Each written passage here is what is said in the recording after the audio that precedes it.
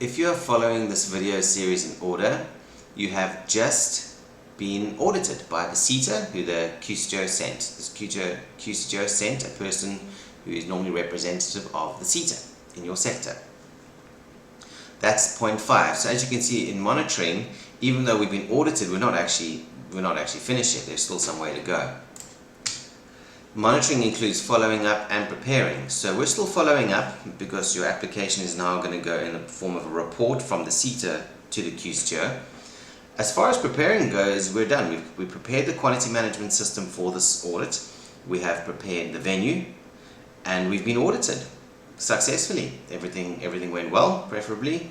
So for the application process, we're done with the preparing, but we are still doing the following up.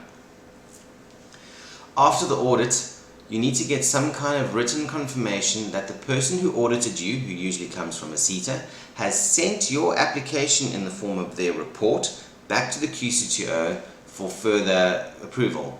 They send them back in batches, so they might save them up and send them at the end of every month, so there's a bit of time that passes there.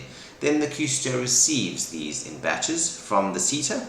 They probably receive it from multiple SETAs and then collate it.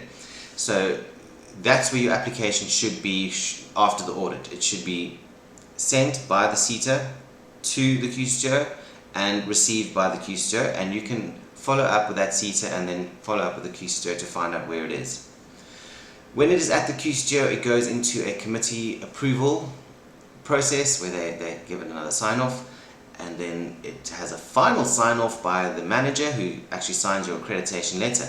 And then it goes back to administrators who send your QCTO accreditation letter to you, and you are, just like that, accredited to train. You're accredited to train the courses which you applied for and no others. And you have a letter to that effect. This accreditation is generally valid for 5 years. So there you have it. You now have it. You can now enroll a learner because you have an accreditation number, because you cannot enroll a learner without the number, and all the other necessary information. Now, it is advisable for you to enroll a learner and train them quite quickly, and I'll go more into that in the we've arrived phase.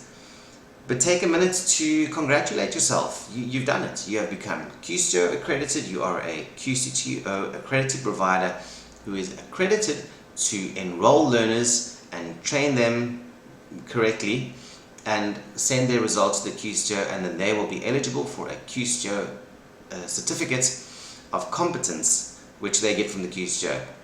For turnaround time, for applications that have been in my care, I'm glad to say that a recent one came in at 2.9 months as total turnaround time, which is great. That's well done to the QCTO. That's really quick. 2.9 months from the date we uploaded the SharePoint files and the evidence to the date that the client received their accreditation letter was 2.9 months. That's a new record for me.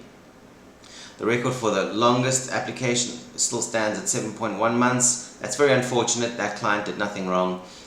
There's no clear indication of why some applications take longer than others. I'm assuming it has to do with logistics, because I do see they put clients of mine who are like a street or two away, they audit them straight over, right next to each other. So I think it has to do with logistics, but maybe there's other things at play as well. So once you have gone through this process, the QCTO turnaround time should be 90 working days, which is about 4 and a bit months. But well done, you are now QCTO accredited to train and enroll learners, and we'll have a look at what happens from there. But for now, congratulate yourself, high fives, champagne, congrats, you've done it. You are now QCTO accredited.